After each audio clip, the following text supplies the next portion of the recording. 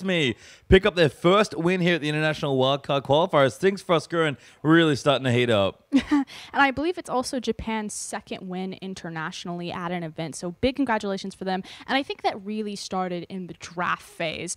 You know, the fact that this was a really important match for the Chiefs, they were the heavy favorites going into this match. Naturally, Detonation FocusMe, the Japan lead, are the underdogs just because of how small the region is. Again, the smallest region of all the competing international wildcard teams. And from Purple side, the Chiefs were looking to pick up, not going to call it an easy win, but probably their most favorable win from the Purple side. Yeah, you have to think so, but like we've seen in two Chiefs games already, it's actually honestly been the champion that got them the win in the first one and then maybe was their demise here. Let's talk about Kalista for us, Gurin. I know a champion that you have a lot of thoughts about. Okay, so everyone has a lot of opinions on Kalista, especially on the international stage. She's pretty much perma-banned in the LPL. We see her banned internationally in AEU. It really doesn't matter. And I'm not going to call it disrespect, but maybe a little bit underestimating by leaving Kalista open for the priority pick on blue side. Now, the beautiful thing about Kalista is just her build pass. So I want to talk about the 3 key items that Kalistas can rush, and it's going to be Hurricane, Blade of the Rune King, and Bloodthirster. Typically, the Bloodthirster has been phased out a bit. It's usually a response to a heavy assassin mid laner. So if you're facing against a Zed, a LeBlanc, something like that, you pick up the Bloodthirster to compensate for your shield when they go to try to burst you. In this case, Rokinia decided to go for that Bork build, so the Blade of the Rune King, and it makes perfect sense when you look at the Chiefs lineup. The fact that they had so much dive potential with the Rek'Sai, with the Hecarim, giving her that extra mobility and that trigger and proc to kite backwards out of danger. Yeah, and again, Kalista, big pick for Raid. You've seen it constantly banned locally here in the OPL. No surprise that Rokinia had a good game on it, and we'll pull up a replay now because I'm pretty sure it started with this.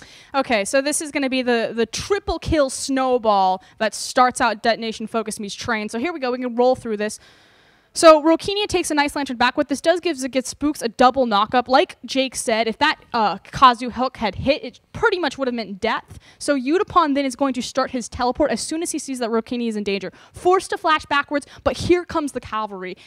And unfortunately, the flank is just way too much for the Chiefs. Now, Rokinia will get very low over the duration of this fight. Swiper just trying to do the best that he can. But Kalista and Dangerous Game just kiting backwards and really the big victory here. But triple kill Kalista, it turns the tides of this game. Yeah, be building up all those Ren stacks, gets a huge amount of burst. And Spooksy flashed for the last auto and couldn't quite get the kill.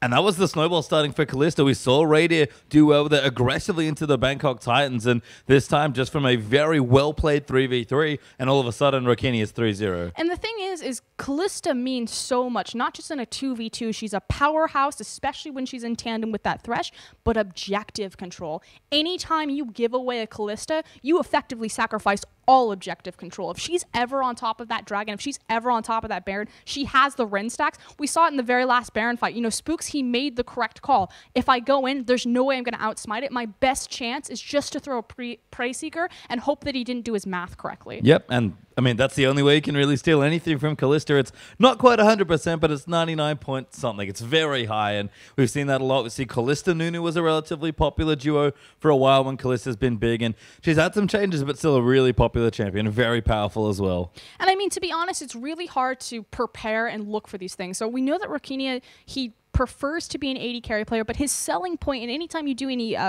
backup or looking into Detonation FocusMe, his selling point is just a jack of all trades. You wouldn't expect him to come out this hot and heavy on a champion like Kalista to be able to carry there, especially because the first look that the Chiefs got at Detonation FocusMe was against Dark Passage, and he had just pretty much a flop of a Tristana game. Well, you don't get to master in Korea just by mucking around, that's for sure. So Rokinia really showing off. We do have another replay, though, because this game was very back and forth for a while, but Detonation FocusMe off that snowball really started owning these early fights. So the big thing here is just how these flashes are used in the very beginning. So what you're going to see here is Swiffer on the bottom of your screen. He's immediately going to flash and dodge the hook that Kazu's going to throw at him. And why this is so important is because it's followed up by the cask. And because Swiffer doesn't have his flash, because he uses it before the fight even starts, he's pretty much screwed when he gets knocked into the middle of Detonation FocusMe. Will you go ahead and roll the clip?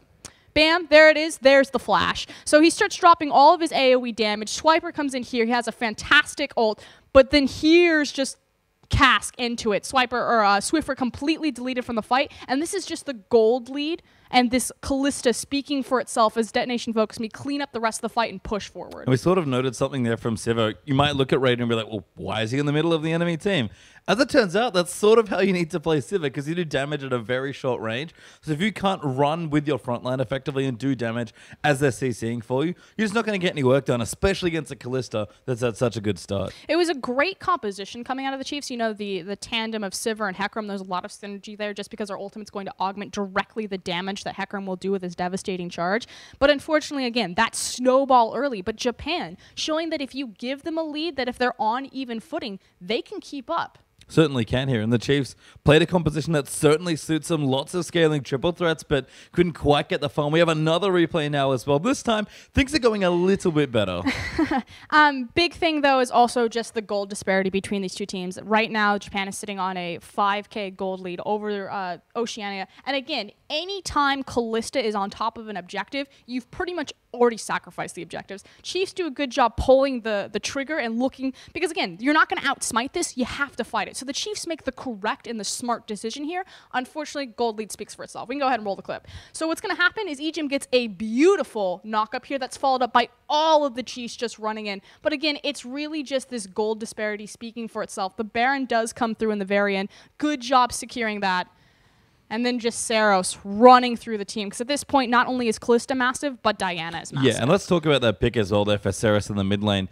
Very popular pick for him. We've talked about a lot of teams back in Japan like to really target him out with the Zillion, with the Azir, and with the Ahri bands. Diana's another one of his big champions. And he had a fine landing phase against Victor. Definitely a lot of farming there. But the late game damage that we saw, the ability to just jump on an E-carry, really hurt the Chiefs. Because like you said, Rakini is already off to the races, and Saros was right there with him towards the end of the game. And you know, we talk about Yutapon a lot, but Saros is the primary secondary carry of Detonation FocusMe. He's been around for a long time, the international or the Japanese professional scene. In this split alone, he played like 13 unique champions. And again, they only play 10 games, but this is also including the playoffs on top of that. So he has a pretty vast champion pool, at least what we've shown competitively. But taking out the Diana, I know this is going to sound kind of like a backhanded compliment, but I honestly think that the Zillion ban helps Detonation FocusMe, because Zillion is just, he's not that great in the 1v1 lane. Yes, Saros got ahead on it, and he's shown great proficiency on the champion back home, but in most of these matchups, I would rather just give him Zillion as opposed to banning it out and forcing him onto Assassin, where he can make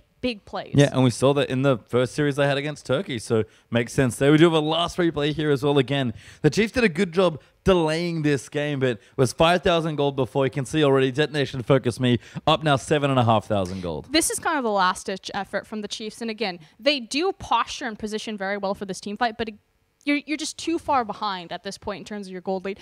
Big thing that I want to point out is, of course, that Swiper is on the very top, so just a beautiful collapse. We can go ahead and run this through. Okay, there we go. So great hook from Kazu. He's then pulled to safety by Kalista, so they're not going to trade 1-for-1. Swiffer is then so out of position just because he tried to follow that one through. And again, Detonation FocusMe, they get all of their resources in one arrow, and they pretty much just spearhead straight through the Chiefs. And Saros literally runs at them in the back line. Gets a triple grab. Takes Radier out. Does eventually go down, but the damage was already done. Swiffer tried to effectively assassinate Rakinia, because he knew if they got the kill there, they could probably still win a team fight, but Diana's huge, Kalista's going off, and the triple threats for Chiefs, they were there if they got enough gold, but they fell just a little too far behind. And at that point, when you're that far behind, you just can't afford to make any more mistakes. That sounds very obvious, but both these teams are making continual mistakes throughout the game. It just came down to Chiefs made a massive one early that snowballed everything out of control. Yeah, and you can see Kalista, a pick that we're probably going to see less of as the tournament drags on. You have to think pretty much everyone's going to be able to play it at this point. If Detonation FocusMe is starting to pull it out, it's already pretty much a permaban all around the world. Don't think we'll be seeing that one again, but